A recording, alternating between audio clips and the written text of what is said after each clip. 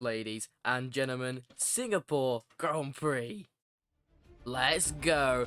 On the front row of the grid, it's Max Chapman, joined by Torben Schutt, both those drivers on the medium tyre. And they will be selecting that because of their Q2 choice. And the person who made a Q2 choice of soft tyres is Archie Middelfeld, starting on the second row of the grid alongside Andre Abreu. Behind them, Ian Hammore with his best qualifying position yet, P5. And in P6 is Dylan Hartley. It's frequent we see him in there, but behind someone we don't see quite as frequently is James Wilson and Andre Muster. Matthew Widdowson picking up a P9 in qualifying, also on the soft tyres. Joel Foxall with a grid penalty to put him back to P10. P11 is Tomasal, and joined by him is Josh O'Mara in that McLaren. Behind him is Rafael Pio, the new driver for the Ferrari team, and Rinser joins him on the 14th slot on the grid. Robinson and Mitchell are behind, and now it's the drivers who won't be racing. Forbes, Svaney are in P17 and P18. Kevin O'Mara can't make it today in P19, and in P20 it's Robbie Welsh.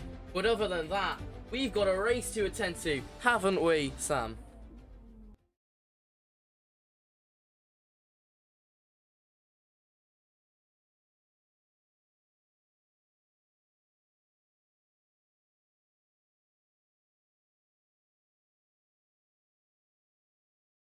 I'm not sure if people can hear you right now.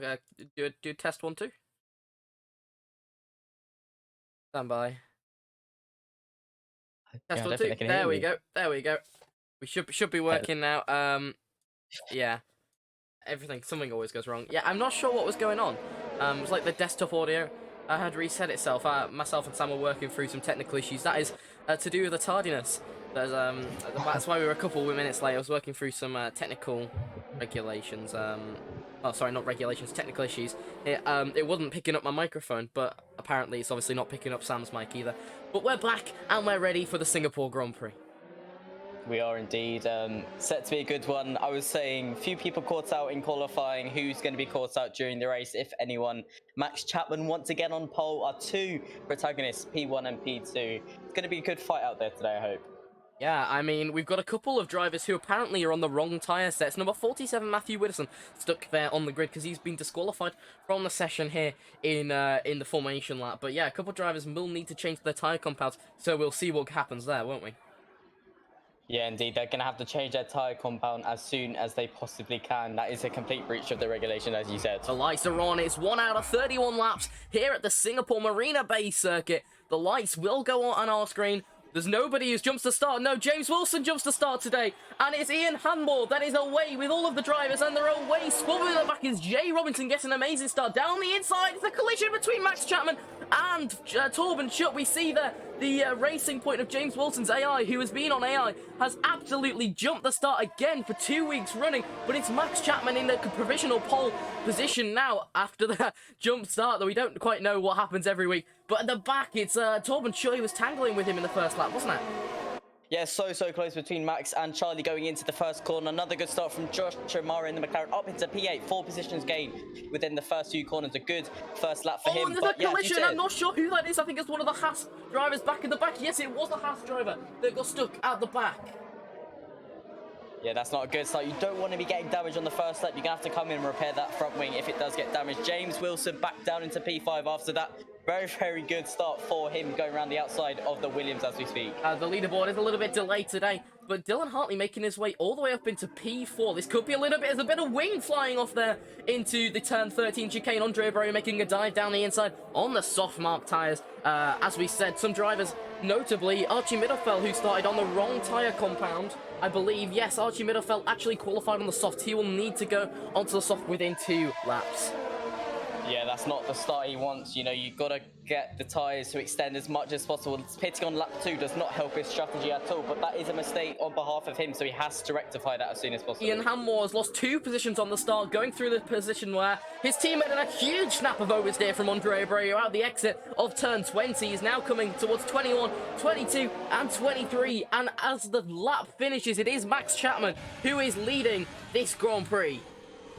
Yeah, as you said, Ian back up to P2 with two people hitting to rectify their compounds. Josh going into turn one, making a move down on Ian, down the inside. Pushed very, very wide was Ian Hanmore. Josh gets the move done going into turn two, but Ian's still there on the outside of the McLaren. They're still fighting. Both of these tyres on the medium tyres, so it won't be a matter of compound or a matter of setups, but round the outside professionally. Josh has done it, but down the inside, an absolutely stellar exit from Muster, who looks to split both of the drivers going down the straight. There's no DRS assistance right now. Ian sticks to the outside. Josh takes the inside, pushes Andre all the way around the outside, but he's got the inside for the next corner there, Andre. 3 wide into turn 7. That was a great sight. Ian obviously going into the corner first. That was good for him, not losing any positions in the race thus far. Josh looking very racy in that McLaren. Some good racing from the three boys at the moment. Some really hearty racing in the midfield. Nobody wanting to stand their ground, but nobody also wanting to get out the way. Jay Robinson elected to start on the hard tyres, I believe. Sorry, no, he started on the medium tyres, but we had some talk of whether he would be starting on the hard tyres. Chapman has just had another fastest sector, which is the sector 2. He said a 38-second sector, which is actually quite quick here for Singapore. But back in the pack, Jay Robinson will be wanting to get past the new Ferrari driver ASAP. Yeah, certainly. As you said, the new Ferrari driver, Rafael, up into P9. A great start for him. His first race with the Ferrari team this weekend, and he's gained 4 positions. Great news for him. 2 laps in, and it's almost so hectic already. We still got another 28 to go. Do not go anywhere, because here at the Kenco Grand Prix, Josh, no, it's Jay Robinson spinning it. He put the throttle down on the exit of turn 21. And no, he's gone. He's going to have to come into the pits to replace his front wing. Jay Robinson now all the way down at the back of the pack.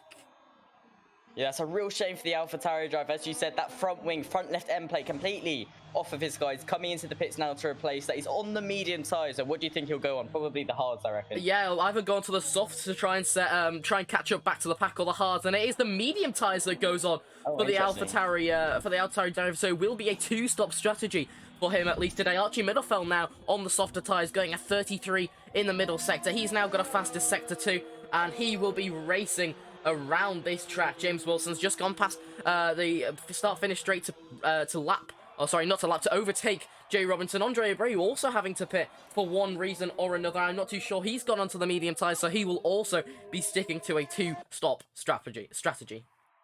Very notable mention at the moment, up in P3, Dylan Hartley, their sister AlphaTauri car. Obviously, we just saw Jay Robinson crashed off, but he's up in P3. Great news for him, gained 3 positions thus far.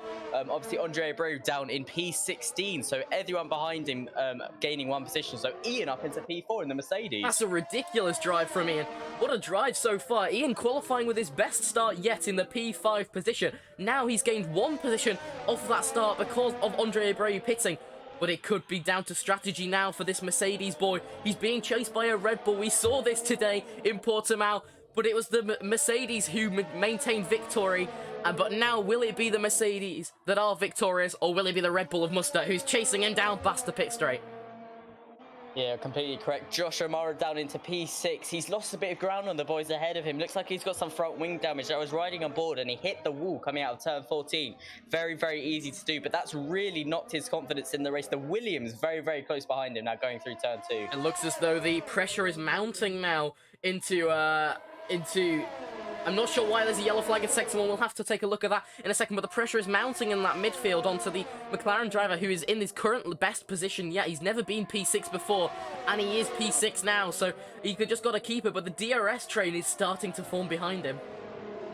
Yeah, you're completely correct. Because of that wing damage, as well as the DRS, you know, that's going to be an incredible challenge for Josh to fend off these people behind him. Svaney up into P7 from starting right at the back of the grid. I mean, that is incredible. It's absolutely ridiculous, but we saw him get an absolutely amazing start because he was pushed actually from behind, I think. Or that was one of the other drivers, I'm not too sure. But yeah, twice running that we've had some driver being able to jump the start because of AI. Yeah, that's a real issue now, I think, with the car. I did see, with the game, James did disconnect during the formation lap, similar to what Max Chapman had last week. So I think that's just an issue with the game. A bit of a lock-up there from Svaney. But yeah, as we did say, the game does need to sort itself out a little bit. It's getting a bit shabby now into the later stages of its life. But soon we'll be on the F1 2021 game, and you can sign up for a beta. Remember, you just go to the Codemasters website, and you can apply there. Josh now being pushed absolutely fearlessly to the limit by Svaney, number 25, who is pushing him all the way from behind. And of course, Svaney on those soft tyres, he's going to have that tyre advantage over the McLaren on those mediums. So he's going to want to get past Josh very, very quickly, or as soon as he possibly can. He's got that DRS now coming into turn 1 and the slipstream, but he's still way too far back. Josh in that McLaren, very, very speedy on the straights. Vauxhall making a beautiful overtake on the Ferrari behind him as well. He also had the DRS assistance, but also the slipstream of 2 of the cars. Now, he is in front of there, and he's also in front of Svaney. What a move. Yeah, nicely done. 2 moves in the space of 2 corners. Good stuff from the Racing Point driver. He's now got that DRS on Josh as well, coming up towards turn 7. But he's once again a bit too far back for Josh to get overtaken. Oh, a huge look up there from Svaney means he has to take the escape road and come back on. He's lost 2 positions now to Alex Rins and Pio. And those red mark soft tyres are starting to die out. You can clearly see that, but there is in front a battle for P9, that is, oh sorry, a battle for P8. Pio is being chased fearlessly by Alex Rinser down in P9 and P8. Yeah, we spoke about this in qualifying. How much of an effect is the soft tyre going to have on their race? That soft tyre is slightly starting to degrade a little bit more now, as you said, and those soft tyre runners starting to struggle. Yeah, the DRS zone now will be active.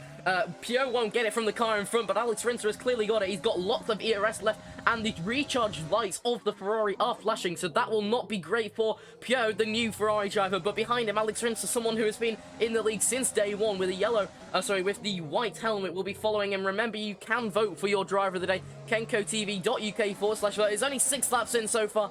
We've got so many more. We've got 25 laps remaining in this Grand Prix, and it could go any which way, couldn't it? Yeah, certainly. Max Chapman still up in the lead, though, with the advantage of about 3 seconds to the Ferrari behind him. So that's a definite start that he wanted today.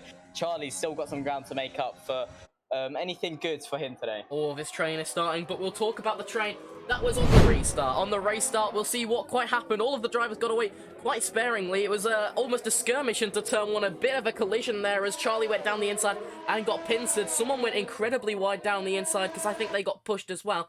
But yeah, just a shame to see all of these collisions happening on the first lap. But it was an exciting first lap, wasn't it, Sam?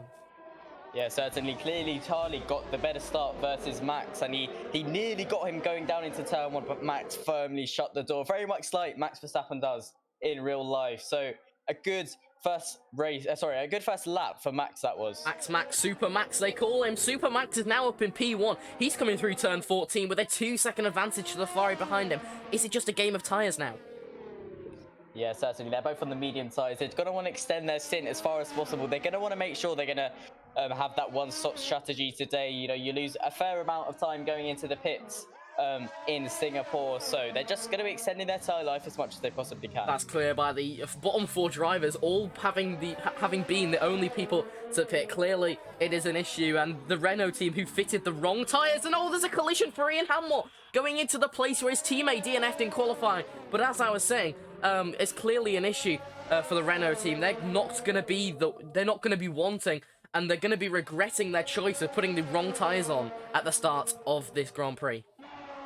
Yeah, certainly. That's not what Renault wanted at all. You know, there's only one Renault in the league at the moment. Ian Hanmore struggling against the Red Bull going into turn 1. As we can see, he's got some severe front wing damage. His right front wing is severely damaged. That is going to be hampering him severely. Josh O'Mara's coming to the pits. We'll see what tyres he fits on. He's the first of the regular pit stops, 7 laps into this race. You could argue that's a bit early. He refits the medium tyres, so it will be a 2-stop strategy for him also as he replaces his front wing.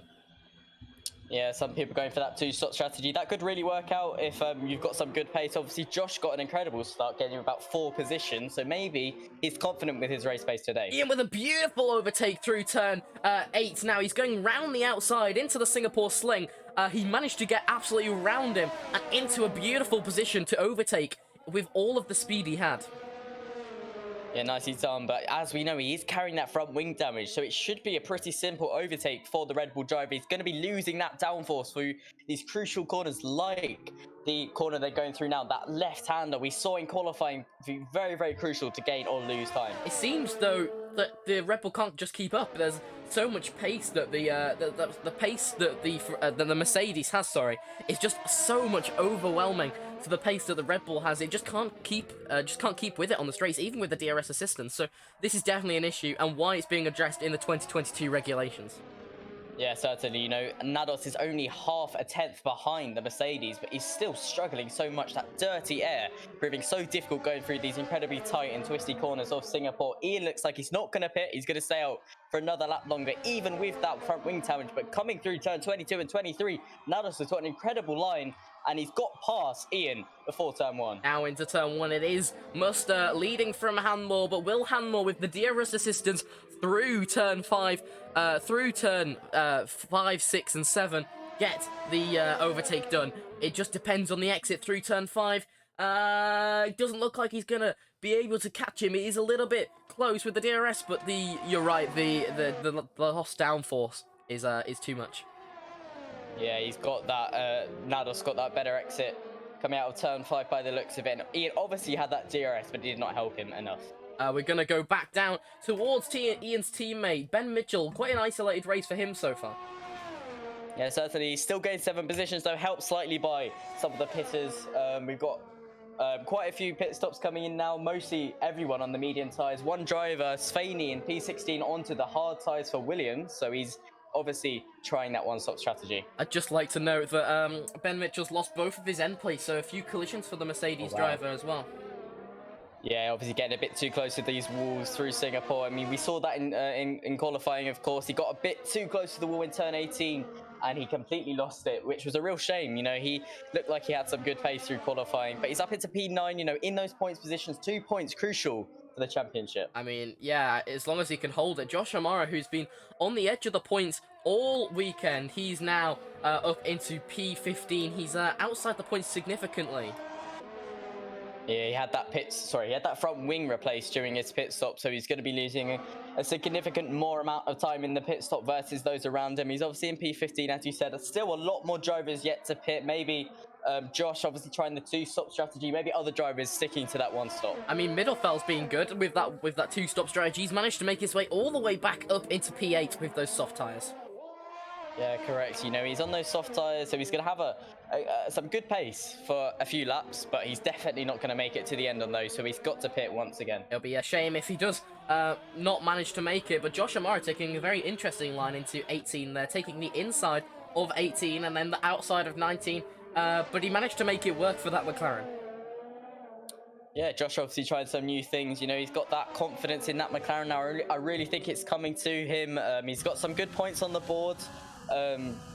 So yeah, I think that confidence in the McLaren is coming to him. You know, we see some good racing with him today, which is what he's been working on throughout the season. It's quite stark, and I agree with you there. The confidence for Josh has just been steadily increasing, but then it almost seems as the confidence for the other drivers are going down. So it's sort of this concertina effect where you've got one person rising, and because of that, everybody else is lowering their confidence levels in that midfield. So Josh could be expected now, you could say, every week to push for the points.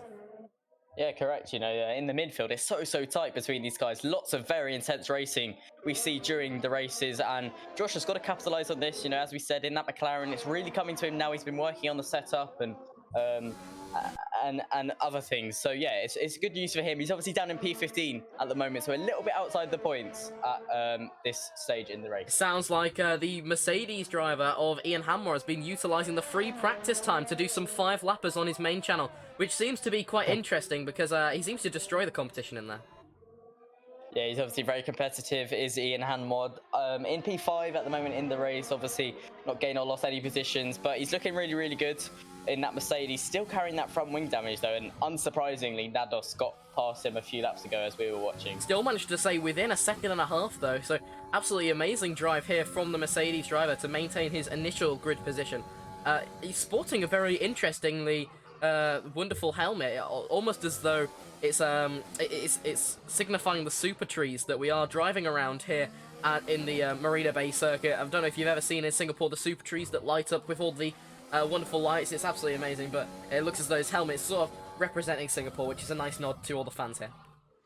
Yeah, very observant of you, Callum. That looks like a very nice helmet for Ian. Very close to the colours of the Petronas sponsor as well, so really ties in with the car very nicely. I'm sure no HR bonds were lost there with those colours, but it'll be absolutely amazing to see those colours up on the podium for the first time in the Mercedes existence in this league.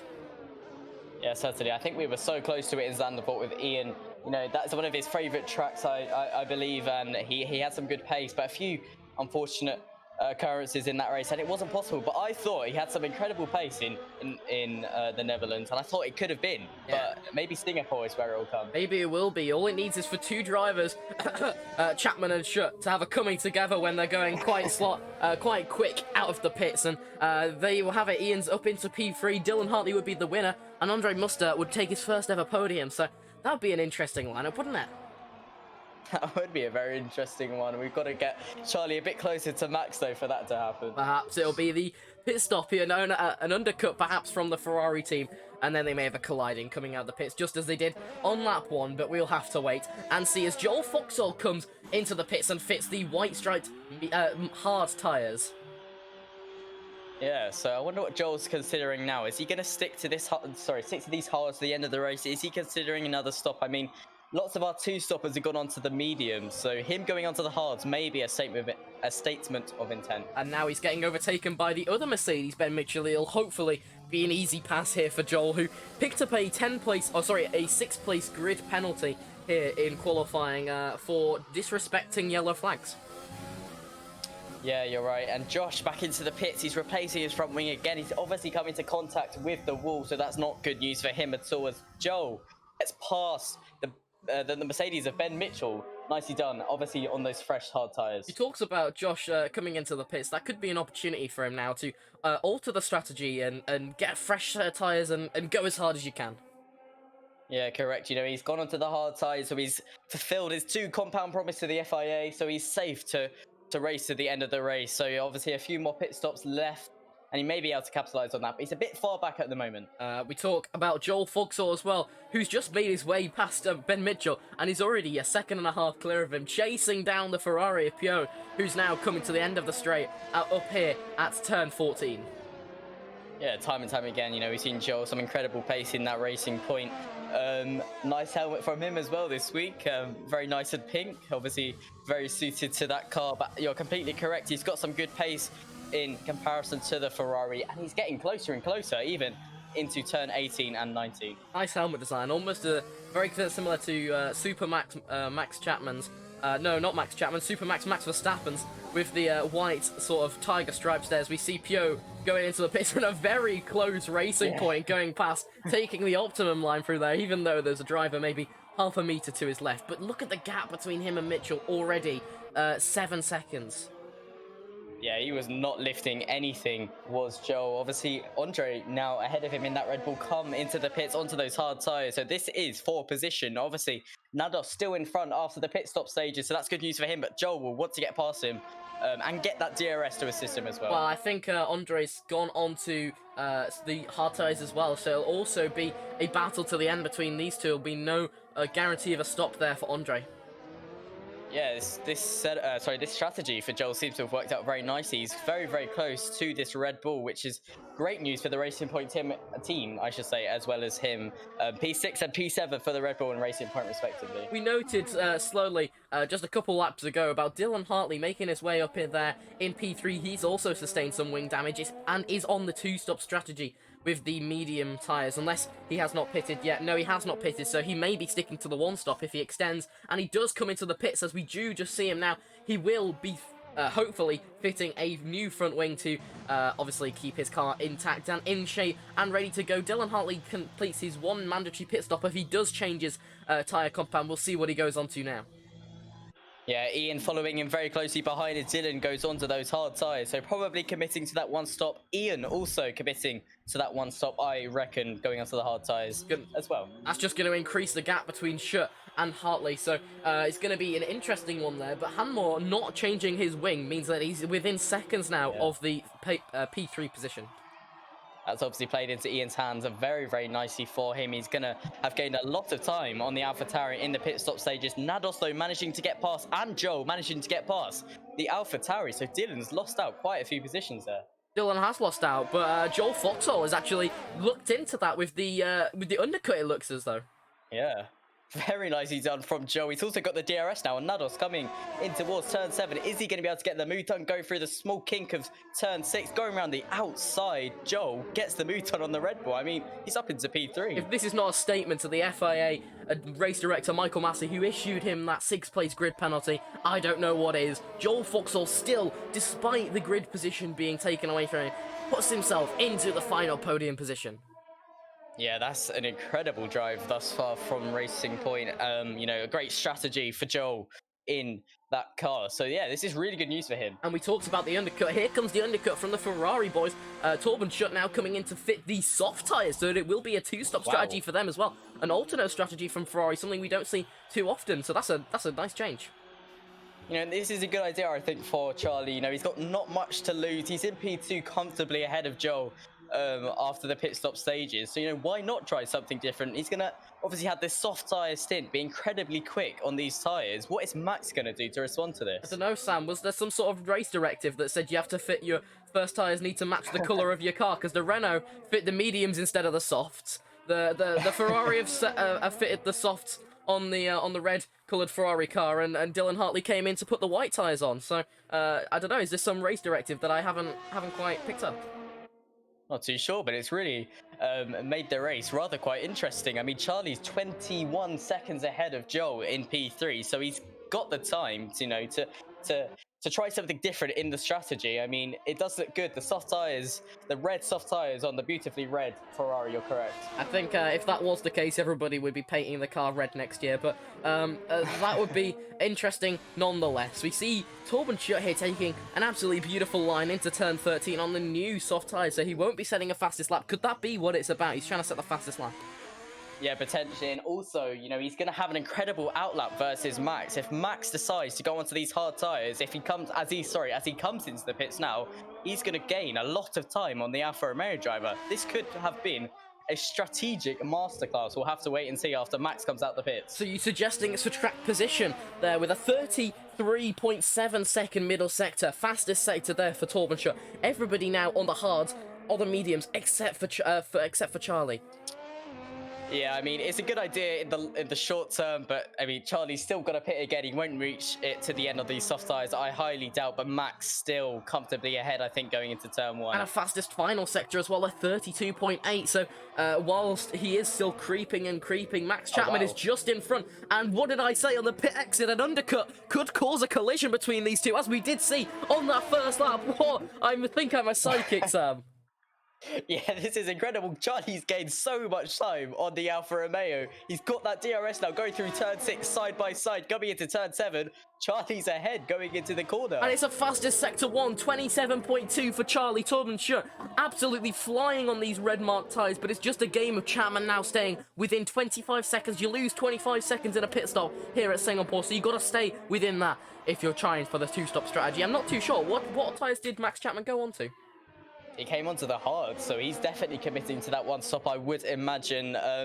So it's, I don't know, the ball's still in Max's court, I'm feeling. You know, he's just got to be chill about it. I mean, letting the Ferrari pass was probably a pretty smart idea. He doesn't want to waste he doesn't want to waste his tyres at all.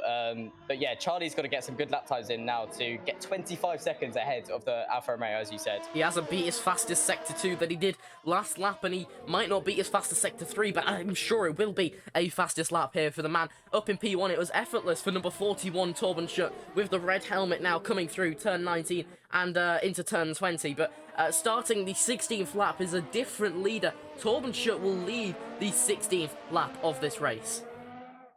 Yeah, I mean, regardless of how successful it is, I think it's a great idea for Torben Schutt to try something different. I mean, he's pulled out 2 seconds ahead of the Alfa Romeo after the pit stops, and he was about 6 seconds down before them. So, you know, he's gained a lot of time on Max. He's just got to keep this pace up. And, I mean, is it going to work out? I'm not sure. But regardless, it was worth the effort. A 98-second lap there, 3 times as long as the time it takes you to go into the pits here at Singapore from Torben Schutt. 2 seconds separate the front 2, and then 30 seconds separates 2 and 3. What an interesting top 3 it will be if Andre Muster gets onto the podium for the first time, if Dylan Hartley gets onto the podium again in a street circuit. We know he's so confident. If Ian Hanmore gets onto the first podium for Mercedes here in this league. yeah, so many different possibilities at the moment. Obviously, Dylan Hartley back up into P5, Ian in P6, as you said. So many opportunities for this last podium position. I think P1 and P2 is pretty much decided as it is, unless there are some serious accidents out there. But yeah, it's very fascinating at this stage in the race. Bit of foreshadowing there, Sam, perhaps. But I'm not too sure. Joel Foxall is in P3, but Josh O'Mara down in P16. What happened to him? Yeah, he's really fallen off, unfortunately, for Josh. I mean, he had to replace his front wing twice in the race. He's pitted a total of 2 times. So, yeah, he's had to replace that poor front wing of his quite a few times. And Svaney, I don't think you caught it on the feed. He spun coming into turn 13. He went very, very deep into the corner, similar to what we saw before from him. Williams drivers really struggling around here, and also the Haas of Matthew Widdowson, who's on the pit exit now, is in the last position in this race. There are 3 drivers not competing today, 2 of them because of absences, 1 because there is a free slot. If you are interested, do come and message one of the people here at Kenco F1, whether that be in the racing chat in Ian's Discord, whether that to be myself, Sam, or Ian. Make sure you come and let us know that you're interested, because there are slots available. A slot available, perhaps, for the podium position.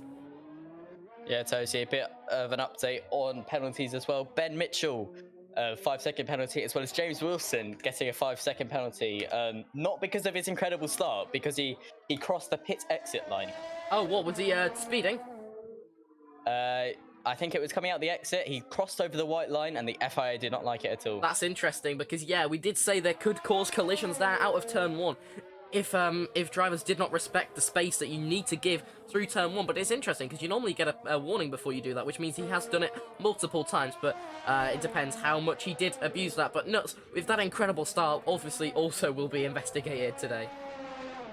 Yeah, certainly. I mean, every single person on those hard tyres, except from Alex Rinter in PA and Matthew Widdowson down in P16. So that is the tyre to be on in Singapore at the moment. A bit of stalemate at the moment, waiting for some action to happen. The closest battles on track are still in the top 10 though. P5 and P4 only a half a second behind. Not sure about Torben Schutt though on this soft tyres. You would have expected him to eke out more than 2.5 seconds. This will not be happy in the Ferrari garage unless the second stint on the softs just so much quicker.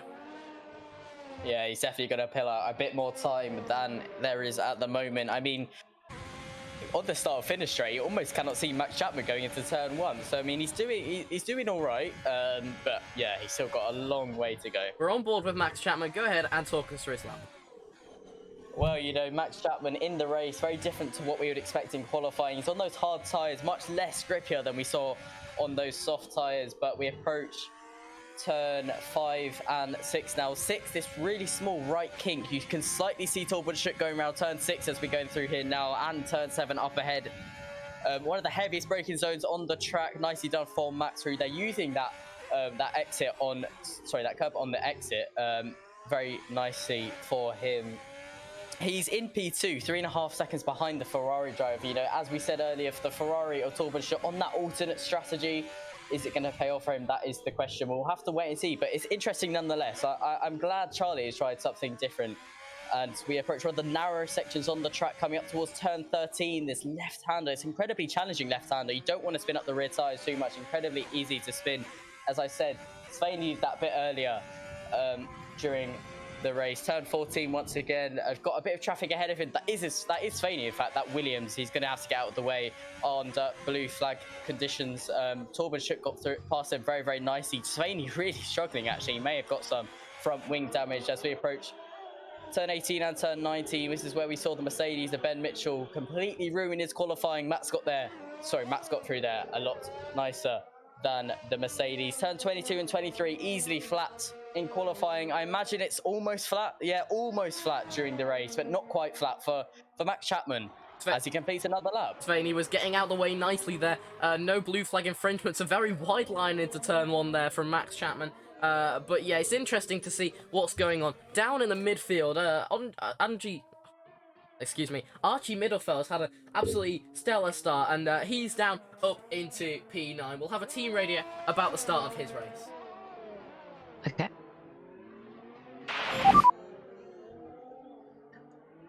Alright, Archie, you've had a problem right now.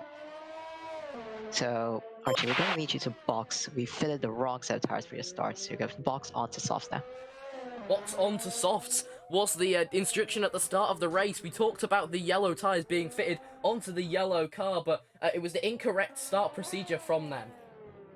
Yeah, I mean, Renault's had their strategic caps on nonetheless. They decided to go onto the soft tyres. You know, they had to do that because that's what they qualified on. But they're obviously looking ahead.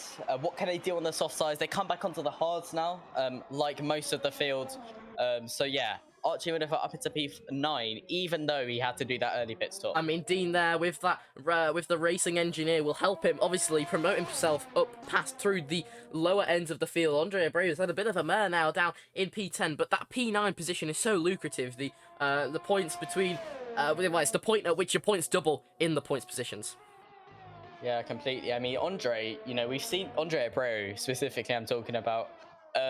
He's down in P10 at the moment. He's had a really good run of qualifying, but he doesn't seem to be able to convert it during the race. Maybe he's just a bit too aggressive the first few laps, and you know, he's losing out on a lot of championship points for both him as well as the Williams team. Interesting strategy now. Torben Schutt comes into the pits and gives up his lead. He's now back onto the medium tyres. 11 laps. They will need to go till the end, presumably. The two-stop strategy now enforced by all five of the bottom 5 drivers.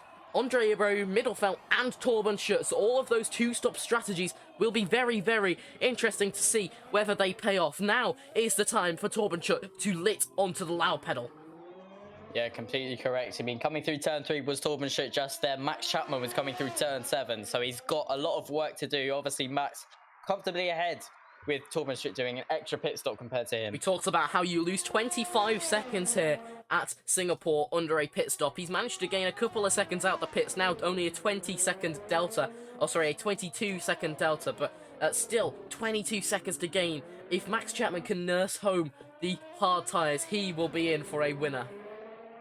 Yeah, correct. I mean, regardless, as I said, you know, it was impressive that Torben Schutt decided to go onto those soft tyres. Quite a bold move, of course. You know, he doesn't want to make this potential win at Singapore for Max plain sailing. He's got to put some sort of challenge in against the Alfa Romeo driver, and I think he's put in a decent effort there today. He's in P2 at the moment, obviously got a lot of time to gain. I wonder if only the other Ferrari driver was up at the top, like we used to see. If he was up there, then maybe it would be able to do a dual strategy, but nonetheless, neither is the other Alfa Romeo. They are not participating today, so neither of the teams can do a pincer movement, as it's called, where one of the drivers triggers an undercut and the other one can go long, like we did see in Portimao today to go for the fastest lap, but I'm sure the time was deleted there because of a track limits infringement down at turn 14, but never mind Portimao. That was a much less interesting race than the race we have right now, where there's anybody who could win. Yeah, you're right. I mean, unfortunately for both of the drivers, really, they haven't got their teammate at the moment, so they're not able to use strategies from their teammates to play into their hands. So it's completely about raw pace and overtakes on the track. Note from FIA that driver number 9, Dylan Hartley in the AlphaTauri garage, he has just picked up a 3-second time penalty. I have no more details than that, but we'll have to get back to you on that. But yeah, he's now down into P5, racing up for P3. He definitely could get the overtake, but then he has to gain another 3 seconds apparently. Yeah, that was the 3-second penalty, multiple track limit warnings for the AlphaTauri driver, so the FIA were not happy with that at all. Black and white flag has been shown to the black and white car, or navy blue, or whatever you want to call it, but it works well for my rhyme, so I'm going to call it black and white. But yeah, we'll talk about that with the black and white flag. Is just a quick one. Are the FIA getting too involved in the racing? Are they taking away from the true organic spirit of motorsport? Well, I mean, there comes a point where they have to stop these drivers. I mean, not so much in the league. I think we're talking more about real life F1 as Josh O'Mara in P16 retires. I'm not sure what's happened there. He's retired. I think he's smashed into the wall in turn 18, riding on board with Torben Schutt as he approaches turn 18. Josh, I cannot see his car. Oh no, yeah, he's retired. Right in the middle. I'm surprised. How is that not a safety car? Yeah, I really don't know how that's not a safety car. The game being a bit too lenient there, I think. That should definitely be a safety car. It was right in the middle. Going through there. I was right in the middle of the racing line through turn 18 and 19 there, as Torben Schutt, regardless of that, sets the fastest lap. A 2/10 quicker lap there from the Ferrari driver on the new medium tyres. But yeah, as we were saying, is there At what point is the FIA too altering the results too much? You know what I mean? Yeah, the drivers cannot exploit the track limits as much as they used to. You know, they're getting much stricter, are the FIA, on track limits. I think it's good. You know, it's necessary.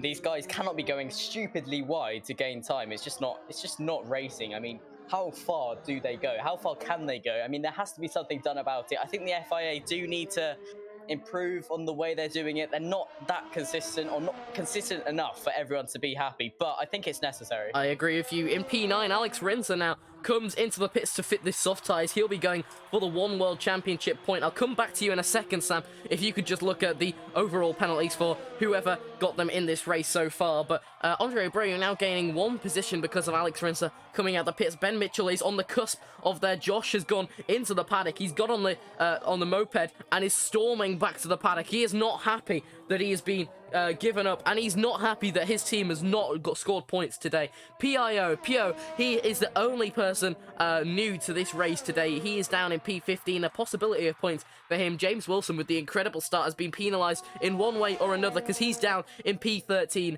with a 20-second gap behind him, so I'm sure he'll be getting overtaken no time soon.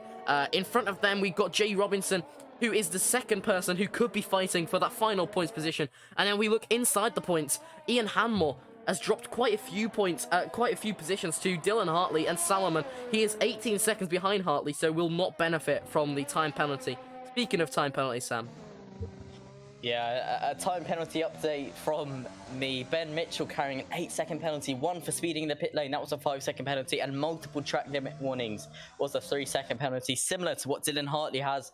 3-second penalty for track limit violations, as well as James Wilson, a 5-second penalty, the same 5-second penalty for crossing the pit lane exit white line. Makes me wonder, where exactly are they cutting the tracks or changing the track limits? It's very nip and tuck here at Singapore, so it must be through the final sector.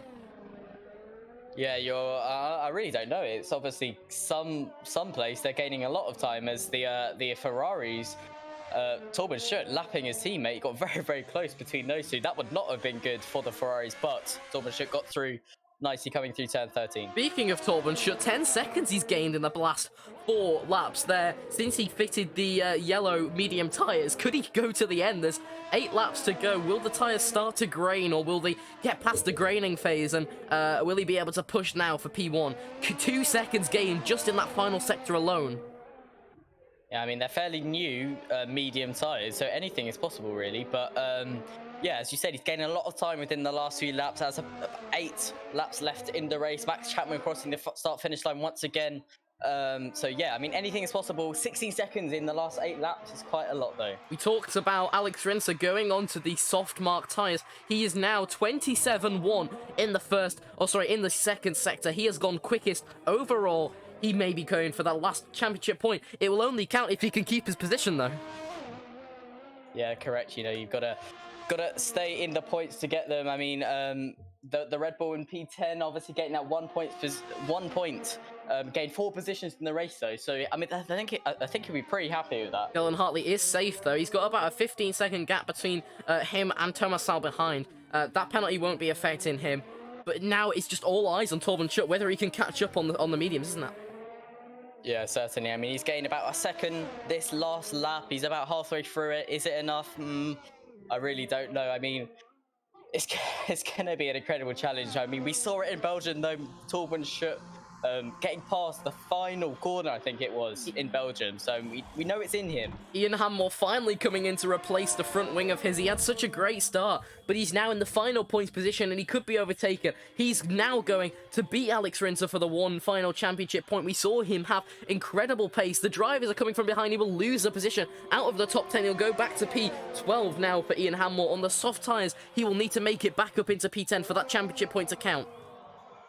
Yeah, not quite as easy for him to get that that fastest lap point. He's in P12, as you said, so he will not benefit from it unless he gets into the top 10. And immediately a blue flag out the pits. That's not going to help. The people you're trying to chase down are lapping you. Coming out of the pits, Max Chapman with an incredible pace. That's good for Max now. He's passed the only obstruction in his way. In behind him is Torben Schutt, who will be getting obstructed by Ian if Ian cannot get the pace. But Ian, with the DRS assistance of Max, and surely Max has the pace to stay in front, Ian could just tow him all the way to the cars in front. Yeah, that's completely correct. Maybe that's what Ian's planning on doing. Maybe he saw that when he was coming into the pits. Maybe the Mercedes strategic team saw that, and yeah, Max could just tow him along with the slipstream as well as the DRS to get him to the guys in front. I think it's also a strategy now, because in the final place in this race now is Ben Mitchell, the other Mercedes. So they decided to double stack with only 6 laps left. Ben now going onto the medium tires. Interesting strategy, not going onto the softs.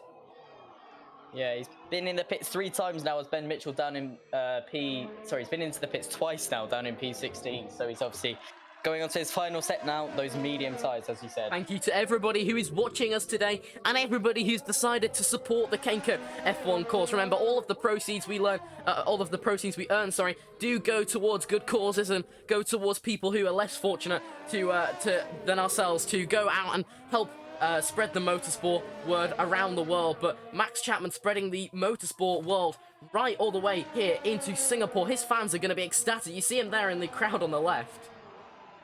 Yeah, I mean, at the moment, I really hate saying statements like this, but, you know, he's looking really, really strong up in P1. I mean, he's 15 seconds ahead of the Ferrari behind him. Torben Schutt not quite fast enough on those medium tyres to mount a challenge on the Alfa Romeo at the moment. What have I told you, Sam? Never say never. Do you remember Spa? Do you remember Spa? 1 lap from the end, we said, Max Chapman has won. There is no chance. Nothing could happen. On the final corner, Torben Schutt, out of nowhere, like Sebastian Vettel used to do in the good old days. But no, I would have to agree with you there. As much as it pains me to say, 15 seconds is still a long time to gain in the matter of 5 laps. That is 3 seconds a lap he's got to gain, and I just don't know if he can find that pace. Yeah, I mean, it's quite a tall order for the Ferrari driver, but you have to commend him. You know, he's done an extra pit stop versus Max. I mean, that's about 25 seconds lost, and he's only 13 seconds behind him. So he clearly has got some pace out there, but it's just not quite enough to gain that time back on the Alfa Romeo. Well, I tell you, James Vowles knows what he's doing in this Mercedes team, because he is absolutely towing the Alfa Romeo out of every single corner. I mean, I've never seen anyone stay with Max Chapman so well. And obviously, that is absolute testament now to the Mercedes strategist, James Vowles, who has absolutely put him right on the spot. And now Ian is back up into the points position fight as James Wilson gets a tangling with what's his name, Jay Robinson. But this is also going to happen because Jay Robinson tailing the Alfa Romeo of Max Chapman is going to have the blue flag advantage because the drivers are going to have to pull past. Ian will go past as they all get blue flagged.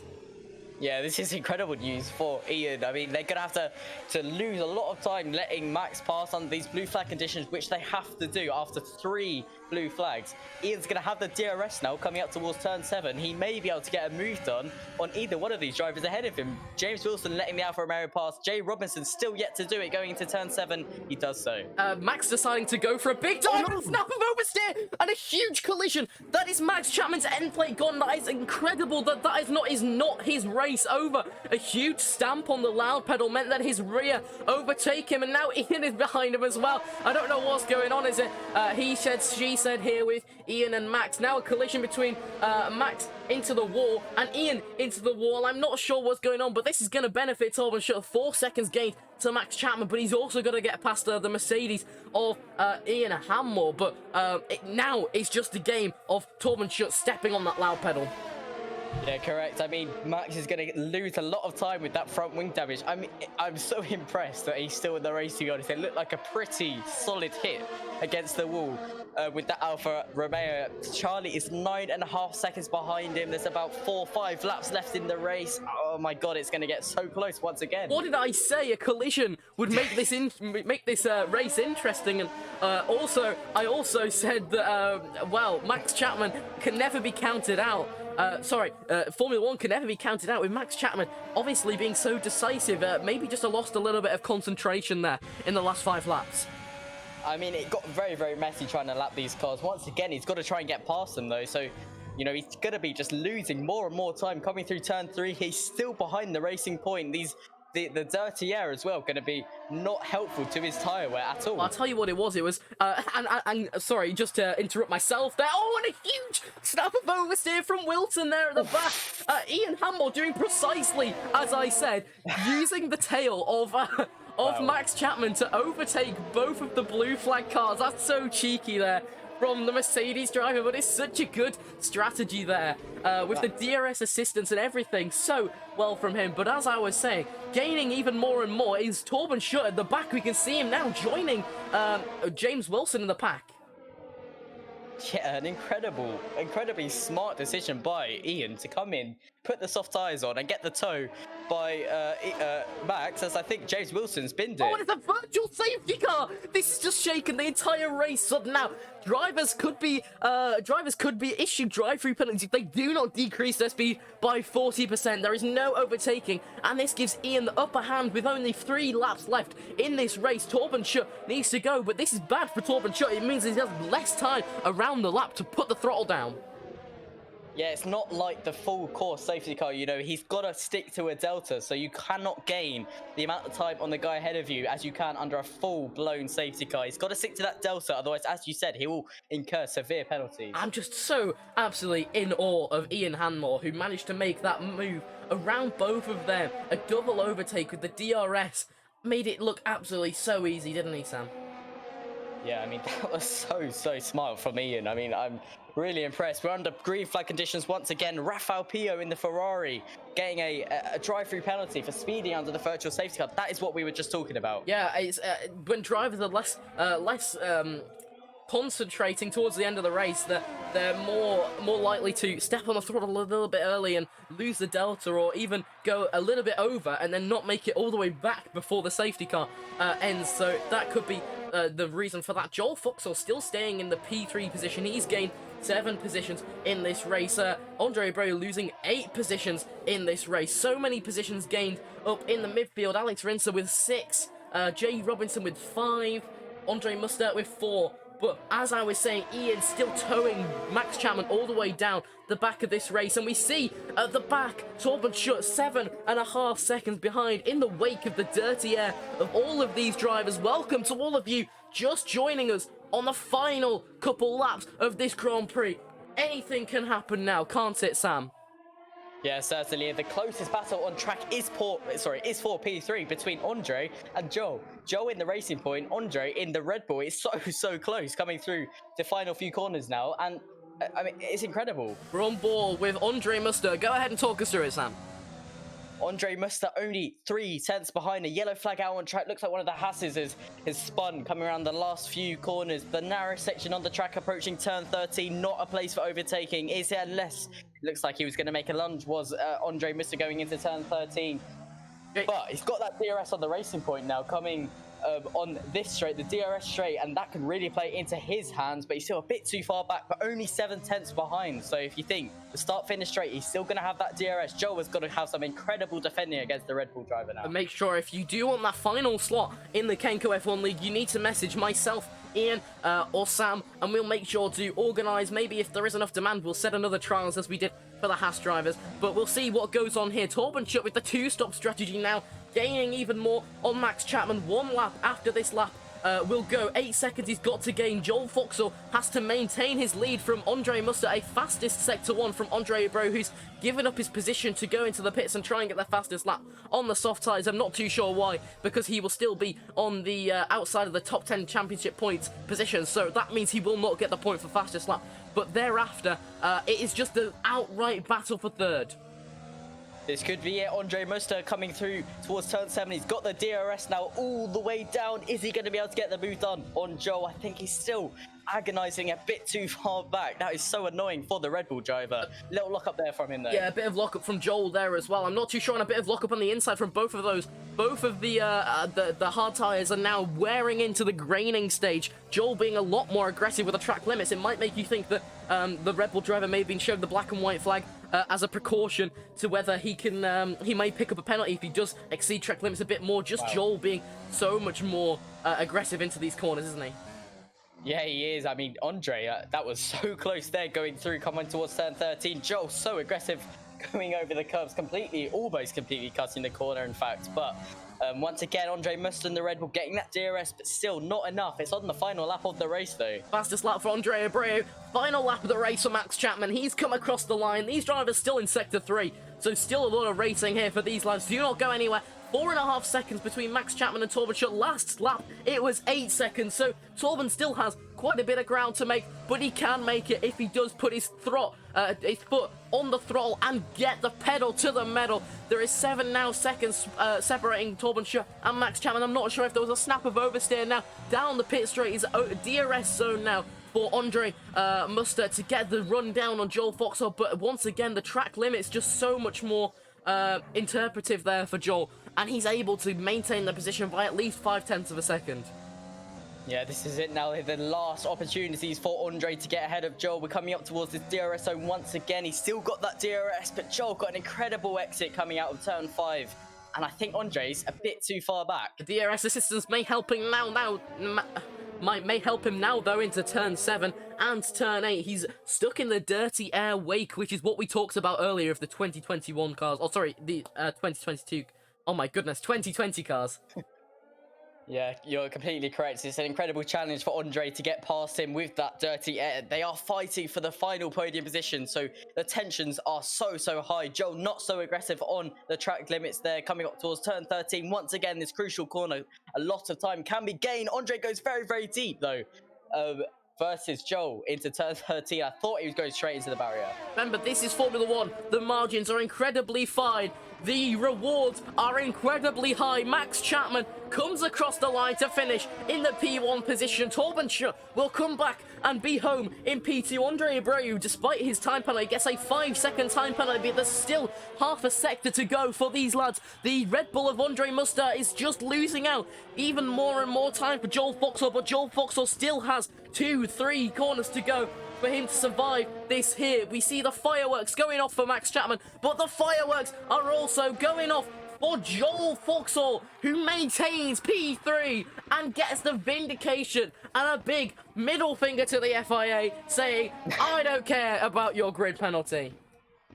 Yeah, I mean, that was a good battle. The last few laps, that virtual safety car brought them very much closer, and it was so tight between those two, but Joel came out on top and got that final podium position. Great drive from them too. You've got to commend Ian as well. Everybody further down than Ian has been lapped, so they have finished the race by de facto once they cross that line. But you've got to commend Ian and his strategist on just the amazing strategy of going into the pits and using Max Chapman as sort of like a plow to go through the blue flagged cars.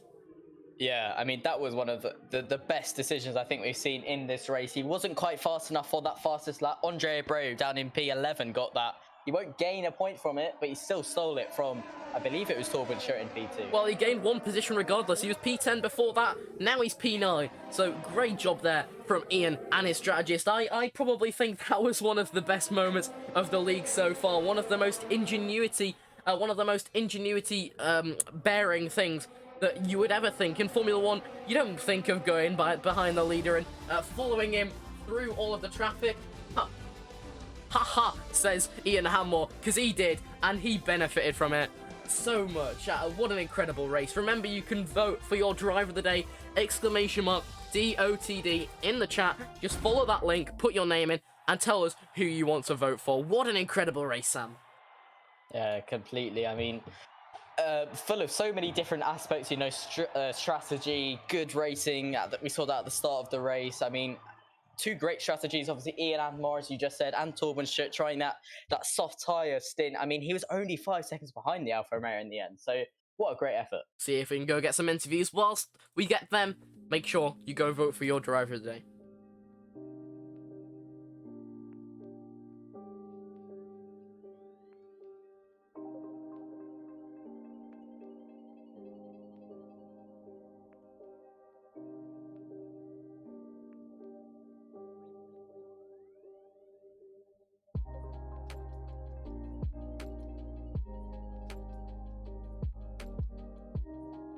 We're joined by Ian in the box. What a strategy, Ian. Hello. Yeah, it kind of formed on its own, really. I broke my front wing on lap 3, And then again, I broke the other side of it, sort of midway through the race, and I was just going around with this broken front wing. And then I just had to pit for softs and repair that front wing. And then yeah, I went out the pits. Obviously, I know that Max came round, and then I was just leading Max.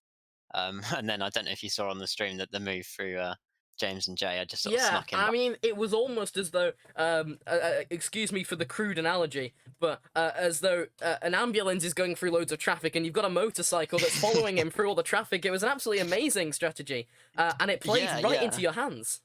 It did definitely. I don't think I would have maybe. I understand James did DNF, but I don't know if I would have been able to get Jay if it wasn't for Max. So yeah, I owe Max something, to be honest, at the end of this I race. think you owe your strategist something, because whoever told you to box was an absolute legend. I don't know, Sam and myself were absolutely flabbergasted. Yeah. I mean, yeah, it was a great decision from you, Ian, and your team, of course.